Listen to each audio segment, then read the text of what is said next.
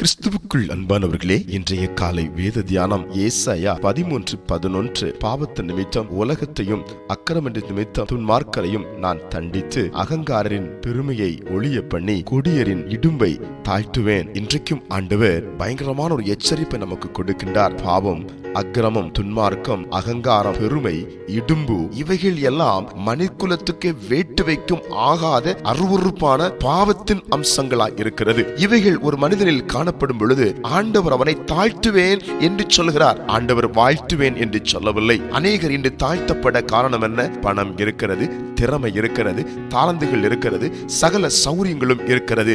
ஆனாலும் தாழ்த்தப்பட்டு கொண்டிருக்கிறார்கள். வாழ்க்கையிலே மேன்மை இல்லை, வாழ்க்கையிலே உயர்வு இல்லை, வாழ்க்கையில் தேவன் கொடுக்கிற எந்த கிருபைகளும் எந்த ஆசீர்வாதங்களும் அங்கே விளங்கவில்லை. காரணம் என்ன தெரியுமா?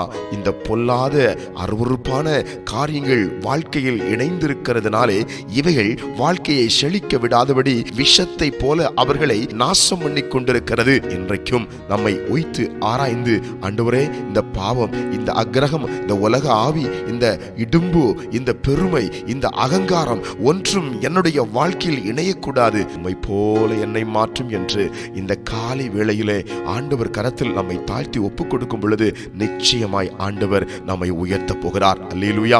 எந்த சூழ்நிலையிலும் இந்த வார்த்தையை கேட்டுக்கொண்டிருக்கிற நீங்கள் இப்பொழுதே உங்களை கர்த்தருக்கு உண்மையாய் நீங்கள் ஒப்புக்கொடுங்கள். இந்த நாளிலே ஒரு பெரிய விடுதலையை, ஆசீர்வாதத்தை அனுபவிப்பீர்கள்.